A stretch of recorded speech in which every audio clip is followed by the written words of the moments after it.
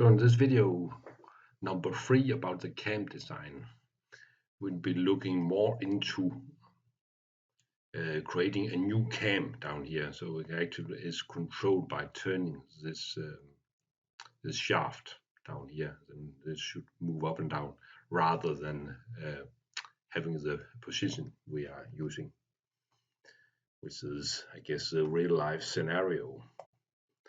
For that purpose, we'll use cam number 3 is actually this cam 3. It's actually the one that we worked with before when you added the positions to it. But let's have a look. Go into dynamic simulations. We see here we have our cylindrical here. We have a short look. Also, imposed motion. Have here. Double click on that one. You can see here we have our curve as we worked with in the previous video. Yeah. And if we're running it as we did before, you can see we can move up, down, and up slightly. Then it stops. And if we look at the output graph here, we can actually have a look at the standard joint. I think it's a little small, dragging it. Standard joints, it was number this cylindrical one. There was in position. If we click number 2, you can see here we've got the curve we got from the output from it. So that's what we can see from the output grapher. Actually, we worked with this output grapher to create our cam. So in this output grapher, we will add a trace, not create a trace, we'll add a trace. Do that. And we have a trace dialog box showing up. We now want to select, zoom in a little bit. If I should choose this edge, then it actually is defining the center of my origin here. You can see what happens. So this is a trajectory defined. Yeah, and then the reference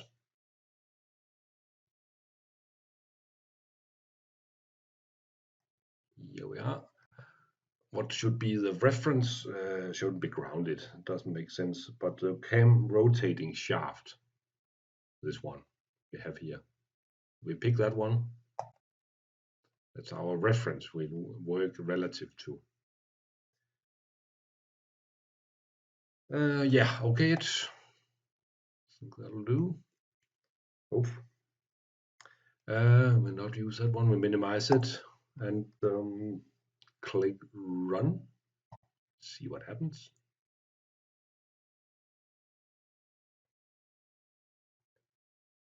I'll go back. We didn't really see it. I'll go back, replay it. See. Not much of a difference here actually. You can see because we haven't specified the rotation of this axis down here. So we'll do that.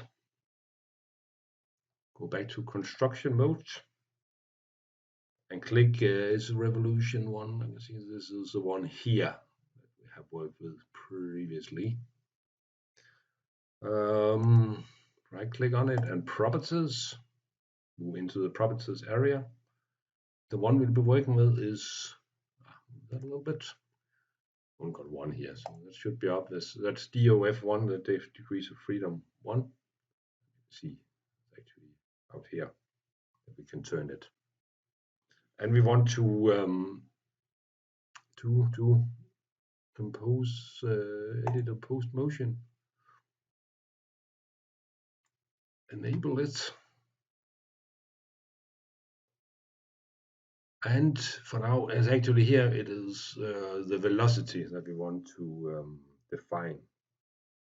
And this should be 360. Well, first of all, we want to get rid of this slider here. So I right click on it and move into constant value here. So define this to be one revolution. It's actually 360 degrees.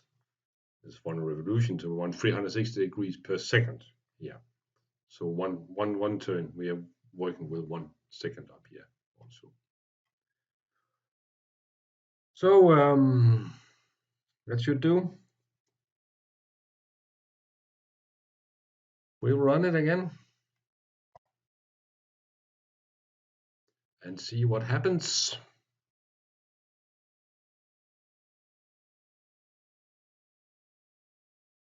And you can see what happens. It actually is creating this trace now from the movement from that 1 second. We've defined it to 360 degrees in 1 second. So in 1 second, it had done one revolution. And then we got to this trace. You can see it looks like what we would expect actually here. So far so good. Output grapher is down here. So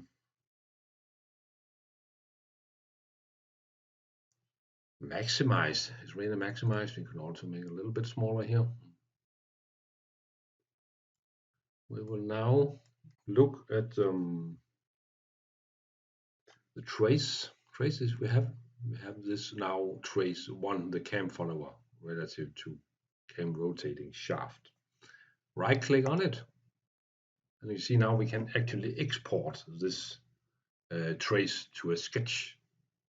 So let's try to do that. Thinking about it.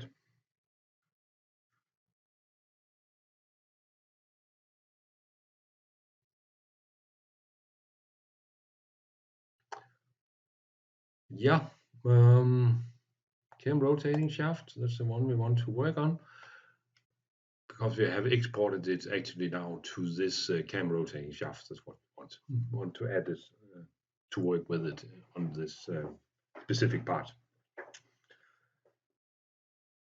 Yeah, I think it's fine. We don't need the output grapher anymore. However, we want to go back to the construction mode here. And now we want to work with this cam rotating shaft. Actually, now we want to move into part mode for this one. So we double click on it, and we can also separately open it. But see, now I'm in part mode for this shaft, where I have my new sketch added, sketch 2. So it's on here. We'll edit this sketch, move into sketch mode for it, and then it looks like that. Then we want to create an offset of this one. You can see what it actually did was the trace for the center. So what we want now is to create a sketch to what it is tangent to this circle. You know, this is 10 millimeter. So we'll not export it, we'll offset it. The sketch that we have here, the projected, the exported sketch rather. Put it in here, and we can write straight away 5. You see it fits perfectly well there. Of course, we can also move into projected the geometry and then fixed it to this one, but here we have defined it with the value of 5 millimeter. This is the correct value. Finish the sketch again, and extrude. We want to add thickness to it. So let's see if we can do that. I think that's the one here.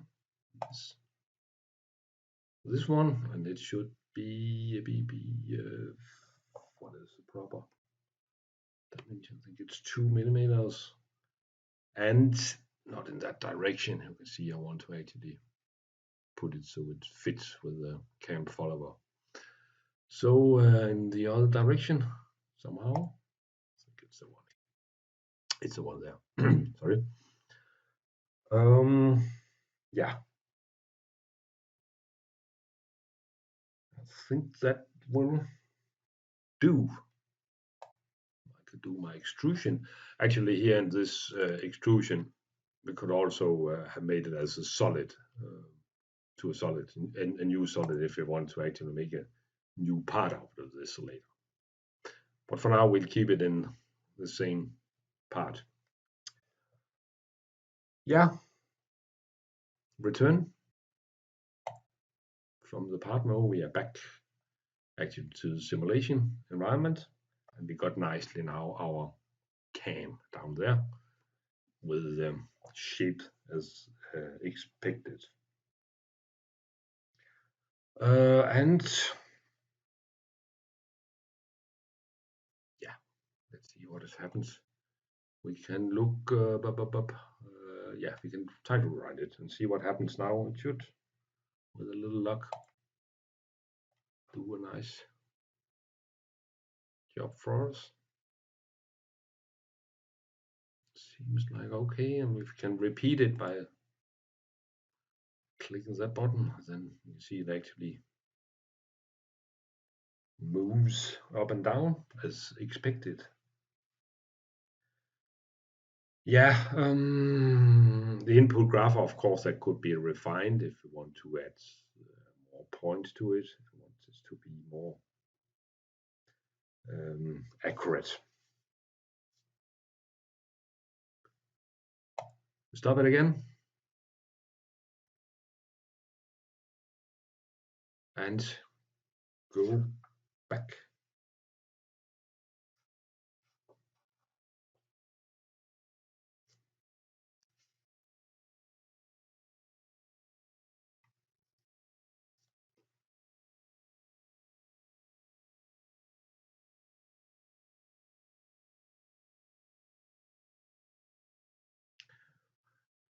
Actually, we have one thing missing here. We have still the trace active here. We actually want to add a sliding joint here. Now it's actually moving independently. We have in this trace, it is turning, and then we have the motion moving up and down, but it looks like it's actually making it from this one.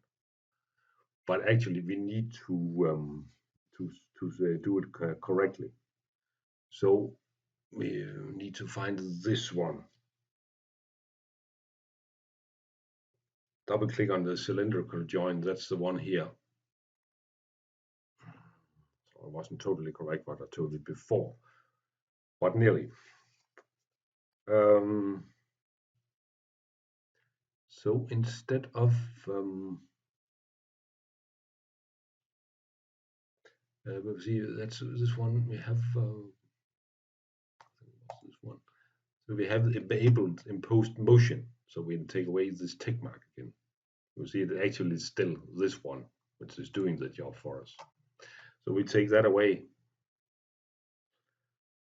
to unselect that one. Then we want to actually move back to it again. Here we go. But instead of joint on it,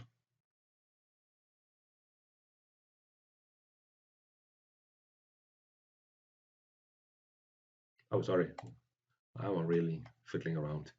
Never mind. We had actually now we had deactivated that one. That's what I wanted to tell you. So we want to now create a new joint. Actually, that's what we want. That is controlling our stuff. So a new joint. Insert a new joint. And it is now we have to pick the correct one. It is actually a sliding joint we want here. Cylinder on a curve. We have a curve here. We have a cylinder up here. So a sliding cylinder on a curve. This one. So that's actually the situation we're having here. So the curve, loop, pick that one, that edge. That's our curve. Fine, and then the cylinder in the same way. The cylinder is our wheel here. See, not called a wheel, but it's called the follower. The follower cam. That one. So we click that one. And we locate. So now actually added that one. We can now try to click play and see what happens.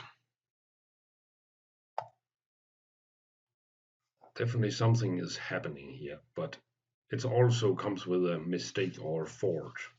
Parent frame of loop joints, welded shaft and welded group is poorly oriented. And we can actually have a look at what it means. That is actually tilting, you can see there.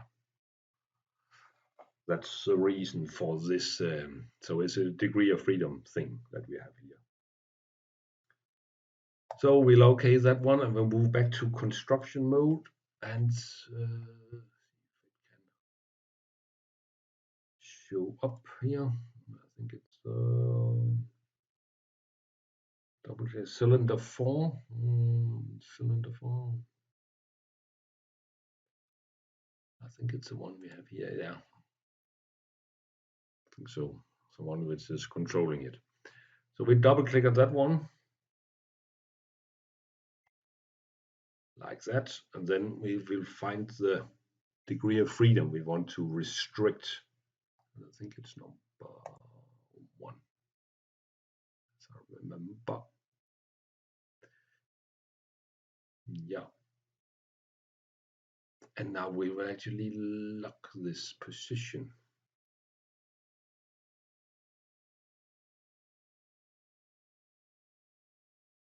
This one, sorry, this one, the position, in the position, and we'll lock that one. And OK it again. And run. That's just a conflict thing, but I think it will actually work fine now. Our movement, you see exactly, and it's moving up and down there nicely. So no problem. Yeah, you can do it again if you want.